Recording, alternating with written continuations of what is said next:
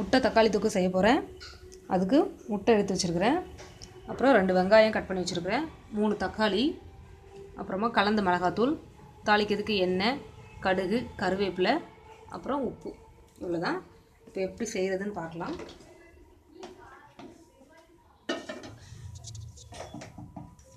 First stove on பண்ணி கடாய் வச்சுருக்கிறேன்.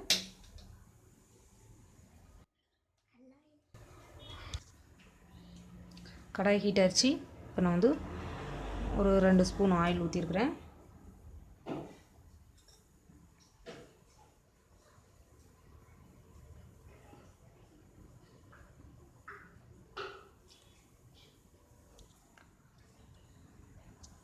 Oil சூடாயிடுச்சு. இப்போ கடுகு போட்டுடலாம்.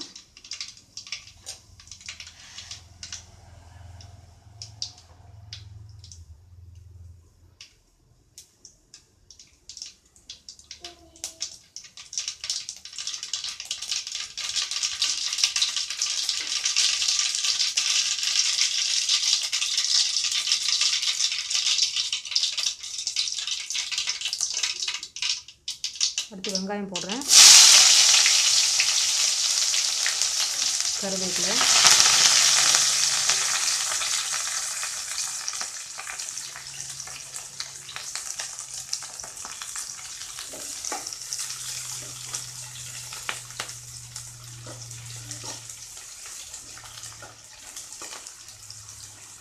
இது வந்து நல்லா வதங்கட்டும். அதுக்கப்புறமா தக்காளி போடலாம்.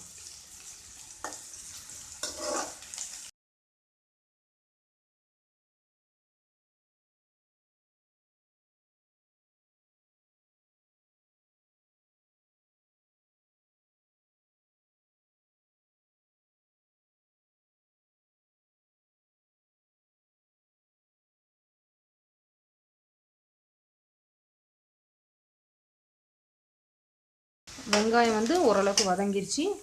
அடுத்து தக்காளி போட்டுக்கலாம்.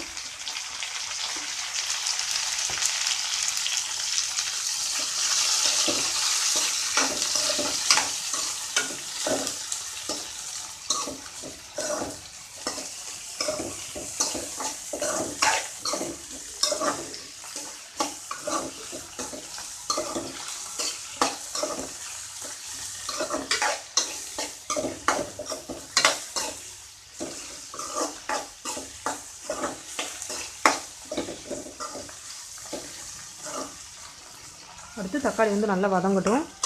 தக்காளி வந்து சீக்கிரமே வதங்கணுன்னா மூடி வச்சுட்டோன்னா சீக்கிரமே வதங்கிடும்.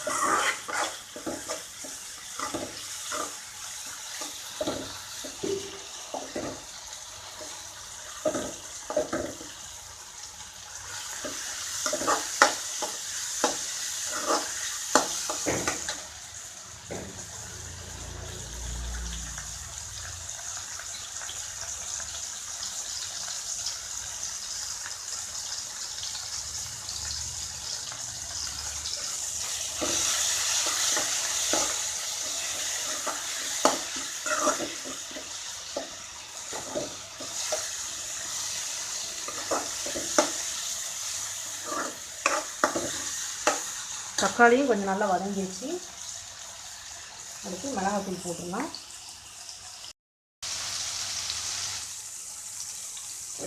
கலந்து மிளகாத்தூள் தான் வச்சுருக்கிறேன், போடுறேன். ஒரு 3 ஸ்பூன் போட்டுக்கலாம். அதாவது உங்களுக்கு குழம்பு எவ்வளோ தேவையோ அந்த அளவுக்கு போட்டுக்கோங்க.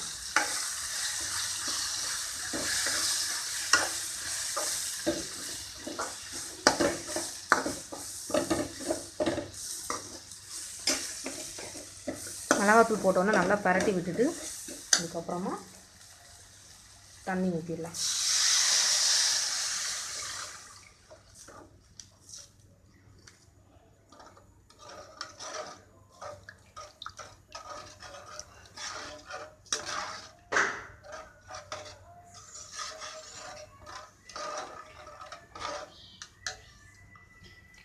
அடுத்து குழம்புக்கு தேவையான உப்பு போட்டுடலாம். ஒரு 1.5 ஸ்பூன் போட்டிருக்கிறேன்.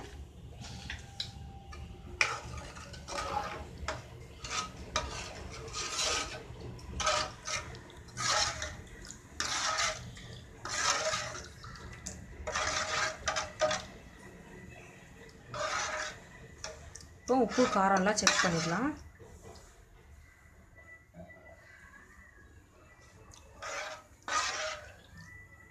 உப்பு காரம்லாம் கரெக்டாக இருக்குது. இப்போ இந்த குழம்பு வந்து நல்லா கொதிக்கணும். கொதிச்சதுக்கப்புறமா நம்ம முட்டையை உடைச்சி ஊற்றிடலாம்.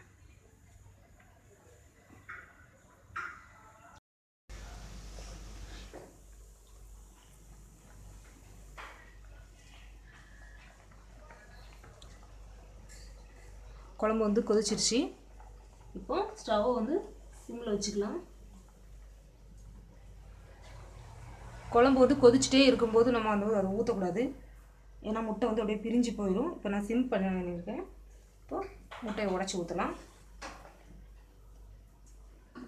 ஒரு கிண்ணம் எடுத்துக்கோங்க, அதில் முட்டையை உடச்சி ஊற்றுங்க.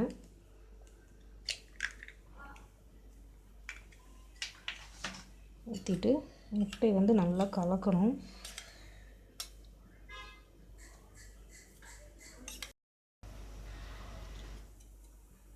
முட்டையை வந்து இந்த மாதிரி நல்லா கலக்கிக்கணும்.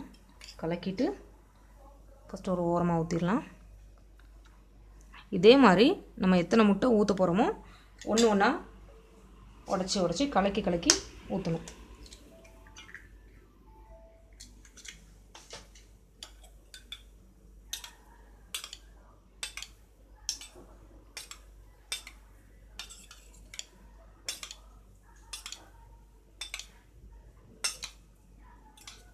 இப்போ நீங்கள் முட்டையை வந்து இப்படி இந்த மாதிரி கலக்காமல் டைரெக்டாக உடச்சி அப்படியே அதில் ஊற்றிட்டோன்னா அதில் வந்து மஞ்சக்கரு வந்து தனியாக இருக்கும். சில சமயம் மஞ்சக்கரு சாப்பிடாதுன்னா அது வேஸ்ட்டாக போயிடும். அதுக்காக அந்த மாதிரி கலக்கி ஊற்றினா நல்லாயிருக்கும்.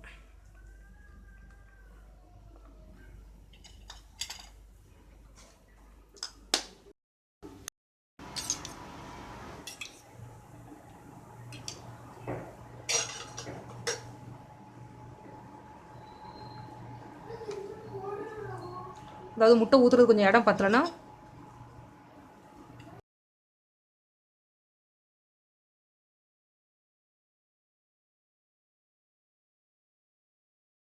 முட்டை ஊற்றுறதுக்கு இடம் இல்லைன்னா கொஞ்சம் ஒரு முட்டையை இப்படி தள்ளி விட்டுட்டு அந்த இடத்துல இதை ஊற்றிடலாம்.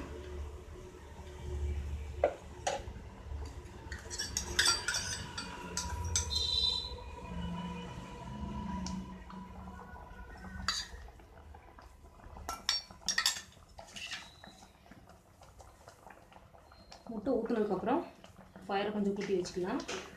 இது ஒரு 5 நிமிஷம் கொதிச்சா போதும். அதுக்குள்ளே முட்டைலாம் நல்லா வெந்துடும். முட்டை தக்காளி தொக்கு ரெடி ஆகிடும். ஒரு 5 நிமிஷம் வெயிட் பண்ணலாம். மூடி எதுவும் போட தேவையில்லை, இப்படியே ஓப்பனாகவே இருந்து ரெடி ஆகட்டும். அதாவது ஃபயர் வந்து ஜாஸ்தி வச்சிடாதீங்க, முட்டை வந்து அடி பிடிச்சிரும், நல்லா இருக்காது. மீடியம் ஃப்ளேமில் வச்சு குக் பண்ணணும்.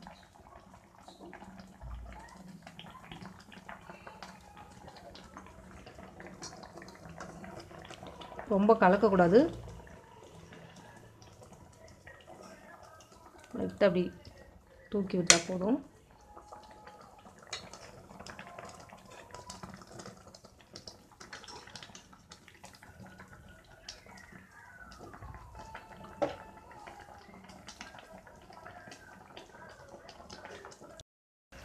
அஞ்சு நிமிஷம் ஆயிடுச்சு, ரெடி ஆயிடுச்சு. இப்போ நான் ஸ்டவ் ஆஃப் பண்ணிடுறேன். இப்போ இதை ஒரு பாத்திரத்துக்கு மாற்றிடலாம்.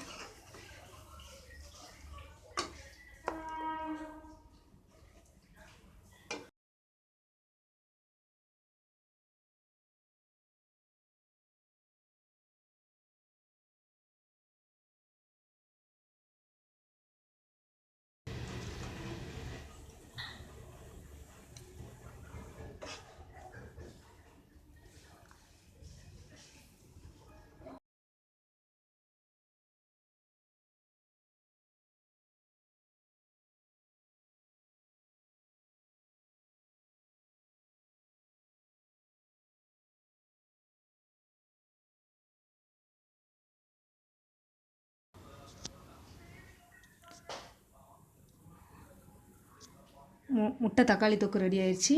நீங்களும் இது மாதிரி செஞ்சு சாப்பிட்டுட்டு உங்களோட கமெண்ட்ஸை எழுதுங்க. வீடியோவை லைக் பண்ணுங்கள், ஷேர் பண்ணுங்கள். இன்னும் நிறைய வீடியோ பார்க்கணுன்னா சப்ஸ்கிரைப் பண்ணுங்கள். தேங்க்யூ. இந்த வீடியோ உங்களுக்கு பிடிச்சிருந்தா சப்ஸ்கிரைபை கிளிக் பண்ணுங்கள். மற்ற வீடியோக்களை பார்க்க ஃபேவரைட்டை கிளிக் பண்ணுங்கள். நன்றி, வணக்கம்.